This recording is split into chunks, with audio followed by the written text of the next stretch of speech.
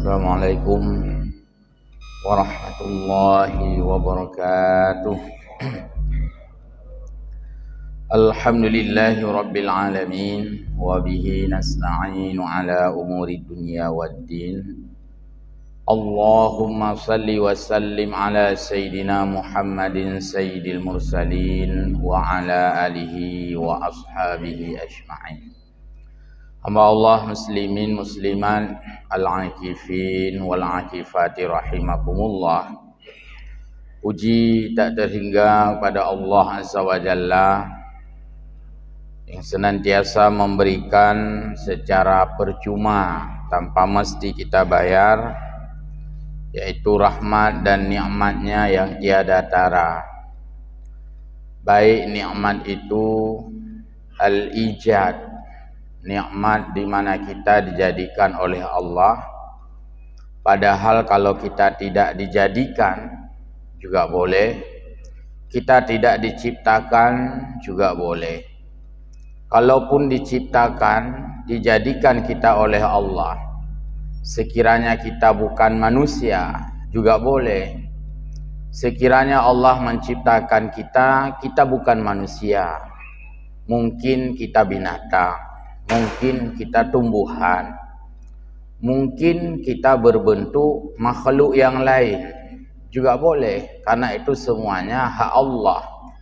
Tapi Allah menciptakan kita dan memilih kita menjadi manusia, sementara manusia adalah makhluknya yang paling sempurna fi ahsani taqwim, dan itu adalah nikmatul ijad. Nikmat kita diciptakan sebagai manusia, maupun juga nikmatul imdad, nikmat di mana kita sebagai manusia Allah isi dengan pengetahuan. Kita ada alat Allah indra yang dikenal dengan panca indra, 5 indra utama pada manusia. Dan kita sebagai manusia Allah berikan nikmat imdad itu selamanya menjadi manusia, dan insya Allah tidak berubah wujud. Beda dengan orang-orang yang pesulap, mungkin berubah wujud sementara kemudian balik lagi, itu tidak kita ceritakan. Tapi kita sebagai manusia terus mengisi potensi diri, mengembangkan diri kita, sehingga sekali kita sebagai manusia itu selagi hayat masih dikandung badan, tetap saja kita ini manusia, walaupun Allah ciptakan berbeda-beda.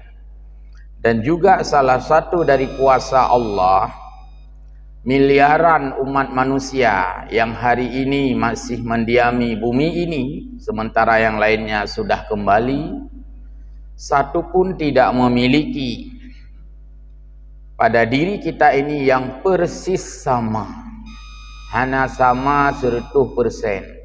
Walau kita lahir dari kandung yang sama, dari rahim yang sama, ada saja perbedaan yang Allah ciptakan, dan Allah Maha mampu membedakan itu dengan tak terhingga. Suara kita beda, wajah kita beda, hobi kita beda, ukuran baju kita beda, berat badan kita beda, penyakit yang kita derita pun beda, selera makan juga beda. Semuanya mampu Allah ciptakan perbedaan itu. Bahkan pada orang yang dilahirkan dalam bentuk kembar pun masih saja terdapat perbedaan.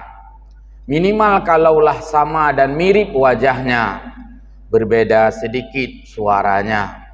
Kalaulah sama persis volume badannya, timbangan badannya sama-sama 70 kg, tapi ada perbedaan sedikit tanda pada kulitnya. Ini menunjukkan Allah Maha mampu menciptakan yang super variatif, yang tidak sama satu dengan yang lain. Pada Rasulullah sallallahu alaihi wasallam kita sampaikan salat wa salama yang telah membimbing dan mengarahkan kita untuk mensyukuri semua nikmat yang telah Allah berikan pada kita. Hamba Allah jamaah salat subuh yang berbahagia. Ada nasihat yang disampaikan oleh Syekh An-Nawawi Al-Bantani kembali dalam rujukan referensi kitab yaitu Nasaihul Ibad. Juga kitab ini disadurkan isinya. Mungkin masih ingat dengan apa yang ada di dalam kitab 8. Juga itu ada. Diambilnya dari perkataan-perkataan sahabat, perkataan-perkataan para ulama yang membuat kita untuk sadar, insaf, tafakkur dan tazakkur. Nasihat ini bersifat spiritualistis yang sifatnya itu adalah untuk renungan. Bumi yang kita injak ini ada beberapa hal yang ia akan menyeru, namun telinga kita tidak bisa mendengarnya. Di bumi ini segala aktivitas kita lakukan. Tacangkui yang tacangkuinya tanah, tanahnya bumi. Saat kita takuh sesuatu, takuh huruf, takuhnya, takuh je, yang kita korek itu, yang kita gali itu adalah tanah. Tanah itu juga bumi. Yang kita tanami di atas bumi, yang kita lari-lari pagi di atas bumi. Kita jalan santai, bersepeda di atas bumi. Kita buat bangunan di atas bumi. Tak ada apa dia tanah. Semua bumi ini menjadi kebutuhan kita dalam semua aktivitas. Tapi ada seruan bumi di mana telinga kita tidak bisa kita dengarkan, tetapi makhluk-makhluk Allah bisa mendengarkan itu selain dari telinga kita. Apa yang diserukan oleh bumi ditulis di dalam kitab Nasaihul Ibad. Innal arda tunadi kulla yaumin ya'shiru kalimat. Bahwa bumi ini telah menyeru, membuat seruan, membuat makluman, membuat statement, mensosialisasikan seruannya 10 kalimat. Yang pertama, taqulu, bumi mengatakan, ya bana Adam, tas'i ala dhahri wa masiraka fi batni. Wahai anak Adam, wahai manusia, engkau berjalan-jalan di atas punggungku. Atih runglung, gata tawid-wid, tawad-wad, tajak-jak. Silakan kemana saja. Fantashiru fil ard, bertebaran kamu di bumi. Dari Aceh kita mudik ke Sumatera, ke Medan, ke Jawa, dari Indonesia ke negeri lain. Itu silakan saja, kata bumi. Karena di atas perutkulah engkau melakukan segala aktivitas. Tetapi bumi mengingatkan, wa masiruka fi batni, tapi engkau akan kembali di dalam perutku pada saatnya. Maka orang-orang yang sudah Allah panggil itu orang yang sudah merasakan seruan ini, di mana kita pada saat hidup kita beraktivitas, bertebaran, melakukan mobilisasi dan mobilitas kemanapun, pada ujungnya kita gesumiyub. Maka itulah kata bumi, wa masiruka fi batni, dan engkau akan berakhir di dalam perutku. Yang kedua, hamba Allah jamaah yang berbahagia, kamu sebagai manusia, wa ta'si ala dhahri, engkau berbuat maksiat di atas punggungku. Betapa banyak orang-orang mengingkari Allah Subhanahu wa taala, berbuat dosa di atas permukaan bumi ini, bermaksiat dengan berbagai cara dan aktivitas. Itu di atas punggungku maksiatmu. Atih runglung lakukan maksiat.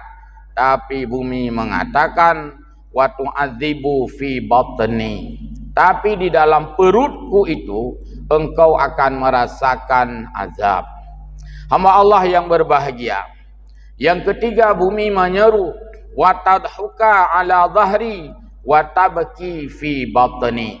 Wahai ibni Adam, wahai manusia, engkau tertawa di atas punggungku. Ketika engkau gembira, engkau tertawa di atas punggungku. Kita ketawa tahing, takhim, pegot wok dan sebagainya, semua di atas bumi ini. Pegot lawak atas bumi. Tetapi bumi mengingatkan, di dalam perutku engkau akan merasakan tangisan yang luar biasa. Takhim, tahing, yang ia terhumau. Dalam perut bumi, pada saatnya engkau akan menangis.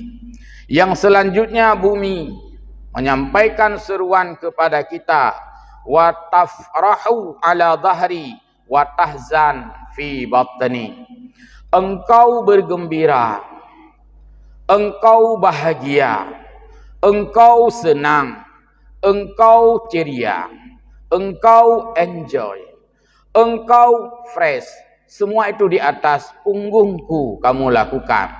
Sementara di dalam perutku kelak engkau akan ketakutan dan engkau akan merasa di dalam kesengsaraan. Ini adalah seruan bumi. Sengsara bagi orang-orang maksiat, tapi tentu akan bahagia bagi orang-orang yang taat. Selanjutnya bumi mengatakan, wa tajma'ul mal ala dhahri wa tandamu fi batni. Engkau menghabiskan waktu untuk mengumpulkan banyak harta. Di sana sini engkau kerja, ke sana kemari engkau mengejar, yaitu materi dan harta. Tetapi di dalam perutku, manakala engkau tidak bisa memanage sesuai dengan perintah Allah, wa tandamu fi batni, engkau akan menyesal sekali di dalam perutku. Kenapa hartaku banyak padahal tidak bisa aku pergunakan pada yang baik? Seandainya hartaku tidak banyak, kan aku tidak perlu mempertanggungjawabkan. Maka makna menyesal mendapatkan harta yang banyak kalau ia tidak bisa menyalurkan pada kebaikan. Sementara yang mendapatkan harta banyak dan ia bisa memanage, menyalurkan pada kebaikan, maka harta itu menjadi rahmat baginya. Selanjutnya bumi menyeru, wa ta'kulul harama ala dhahri wa ta'akkadal yadanu fi batni. Engkau wahai ibni Adam, tentu saja banyak makan yang haram. Makananmu tidak semua legal, tapi ada kadang-kadang yang ilegal. Makananmu tidak semua halal, tapi kadang-kadang bercampur dengan yang haram. Maka atas makanan itu, baik yang makan halal atau yang makan haram, sesungguhnya ketika engkau berada di alam barzah, maka kamulah yang dimakan. Artinya dimakan oleh ulat. Orang-orang yang makan harta halal, tentu biarpun tubuhnya dimakan ulat, itu bukanlah masalah. Sementara orang-orang yang memakan haram, tubuhnya dimakan ulat, maka itu akan menjadi satu persoalan dan menjadi satu sindiran tajam dari Allah Subhanahu wa taala. Makanlah apa yang engkau mau di atas muka bumi, kata bumi. Tapi ingat, di dalam barzah engkau bukan pemakan, tapi engkau justru yang dimakan.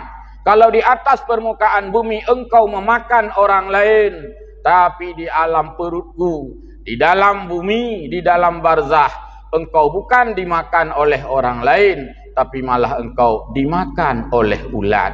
Hamba Allah jamaah salat subuh yang berbahagia. Berikutnya bumi mengatakan, wa tahtalu ala dhahri wa tadhillu fi batni. Engkau di atas perutku berleha-leha dengan keangkuhan. Engkau congkak, engkau sombong, engkau raya embung keun le bumau. Tetapi di dalam perutku engkau akan kecut, engkau akan kuyu, engkau akan gemetaran, dan engkau tidak ada siapa-siapa, di mana engkau akan dielu-elukan sudah tidak ada. Maka di atas permukaan bumi engkau berjalan dengan sombong, kadang-kadang sombong dengan perawakannya karena ia orang-orang yang hebat. Kadang-kadang sombong dengan orang yang alim karena banyak ilmunya. Kadang-kadang juga sombong dengan pangkat dan jabatan. tetapi di dalam perutku engkau akan menjadi orang yang tazillu, engkau orang yang hina, tidak ada seorang pun yang akan mengelu-elukanmu. Terakhir oleh bumi menyeru kepada manusia, dan engkau wahai ibni Adam, yaitu tamshi ala dhahri wa tafrahu hazinan fi batni. Ini sama seperti tadi. Yang terakhir, wa yamshi fi nuris samsi wal qamar. Di atas bumi ini engkau berjalan di atas terik matahari dan di bawah sinar rembulan. Matahari telah menyinarimu, engkau akan bisa hidup dengan segar. Bahkan engkau membutuhkan sinar matahari itu. Ultraviolet misalnya di waktu pagi, kita butuhkan. Sementara di alam barzah, kamu tidak mendapatkan lagi. Kita hidup di bawah kolong langit, ada matahari. Matahari menerangi bumi, bulan menerangi bumi. Sementara di dalam perutku, engkau hidup di dalam kegelapan. Hamba Allah jamaah salat subuh yang berbahagia. Wa tamshi ala majami'i wa ala dhahri wa taqa'u wahidan fi batni.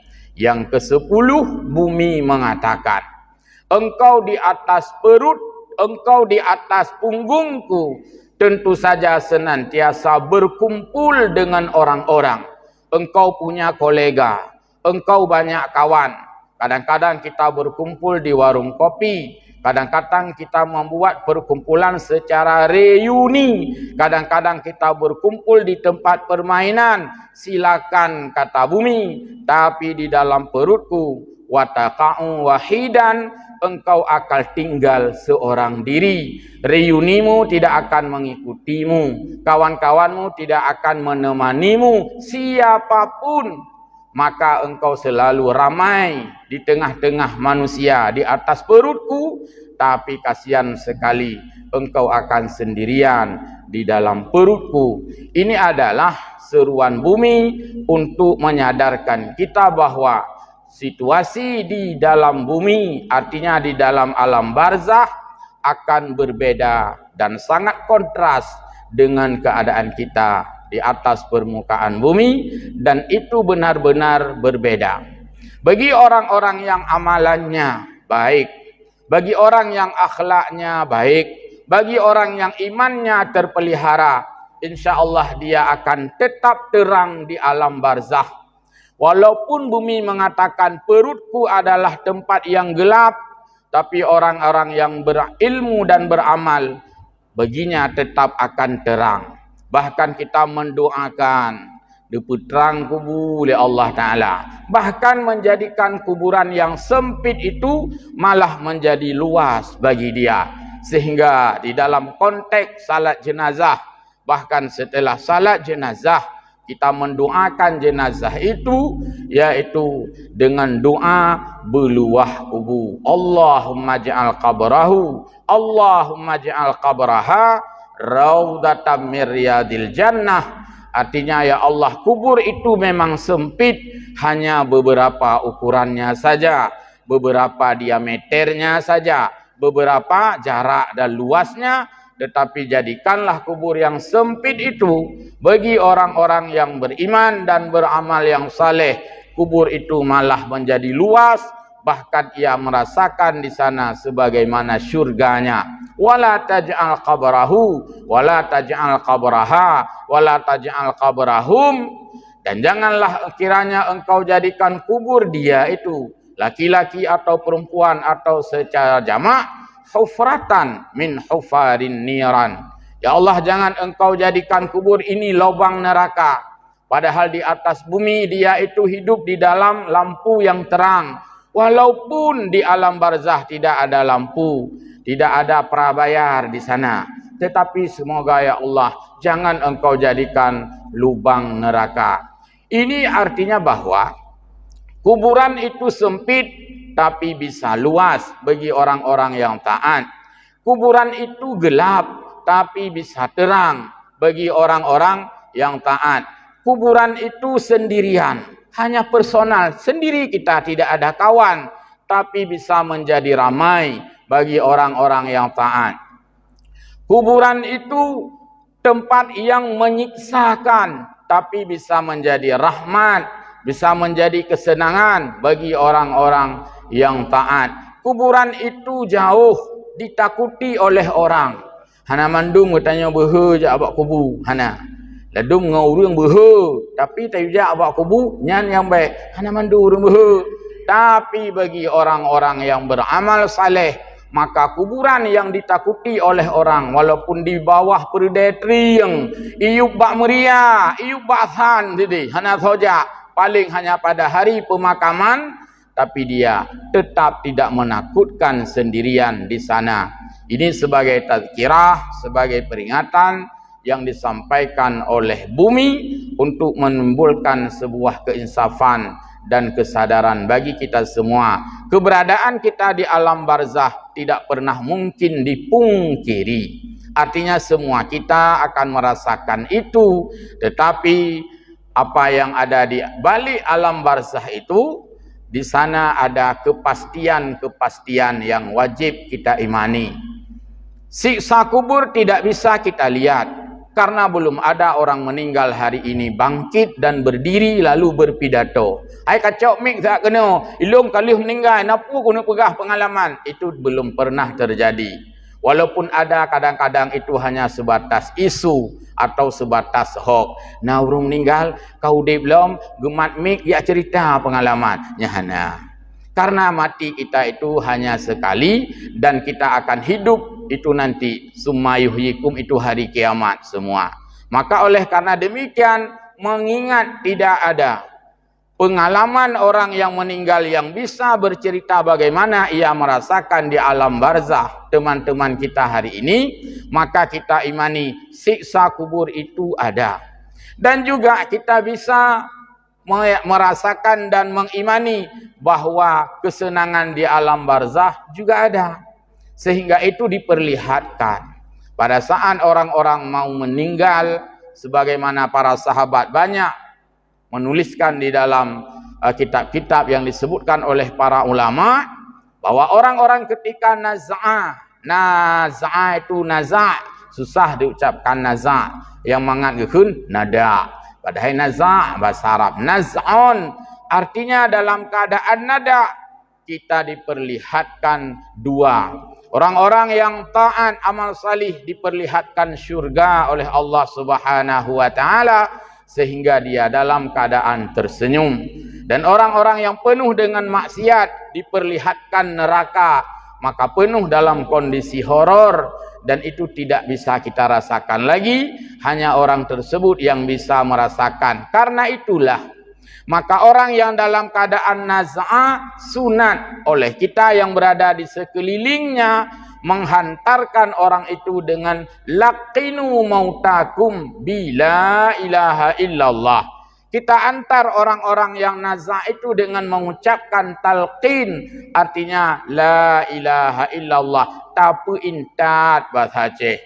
Ketika dia hidup kita intat kemana-mana. Dia intat lintu, kita intat nyo, dia intat peng, dia intat dumpu, dia intat tu barantang, dia intat. Tapi ketika orang naz'ah, hanali dia intat rantang, hanali dia intat peng, hanali dia intat makanan. Tapi kita diperintahkan, intatlah ia dengan la ilaha illallah, supaya dia meninggal dan berakhir ending dengan kalimah la ilaha illallah. Karena Nabi mengatakan, siapa yang pada akhir hayatnya mengatakan la ilaha illallah, orang tersebut dakhalal jannah, artinya masuk neraka karena selamat iman. Maka kita ini belum meninggal saat kita duduk ini, tapi kita pasti meninggal. Dan kita pun tidak ada garansi akan meninggal dalam keadaan iman. Karena itu kita sangat takut. Semoga Allah tetap mengambil nyawa dan mengakhiri kehidupan kita dalam keadaan beriman. Sebagaimana hidup dalam keadaan beriman, kita mohon pada Allah agar mati pun dalam keadaan beriman. Sebagaimana doa yang sering kita bacakan atau baca litungku imum tanya tak aminkan, Allahumma ahyina bil iman wa amisna bil iman wahsyurna bil iman wa adkhilnal jannata bil iman. Hanya bil iman itu satu kata yang diulang-ulang. Yang lain tidak pakai semua. Hana Allahumma ahyina bil dolar. Hana nguyan. Wa amisna bil rupiah. Hana nguy. Hanya satu kata saja. Bil iman, bil iman, bil iman, bil iman. Dan iman itu mesti disiram, iman itu mesti dipupuk, iman itu mesti dipelihara. Semoga Allah pada saat mengambil dan mengakhiri masa hidup kita fi ajalim musamma, pada waktu yang hanya Allah tahu kapan, tapi itu pasti, maka semoga dalam keadaan beriman. Dan Allah mengingatkan kita dalam Al-Quran, wala tamutunna illa wa antum muslimun, dan hendaklah jangan kamu mati, maksudnya jangan sampai mati kepada Allah Ta'ala, kecuali kamu dalam keadaan berserah diri kepada Allah Subhanahu wa Ta'ala. Demikian, mudah-mudahan ada manfaat, ada mau'izah singkat pada hari ini. Amin ya rabbal alamin. Wallahul muwaffiq ila aqwamit thariq. Mohon maaf. Wassalamualaikum warahmatullahi wabarakatuh.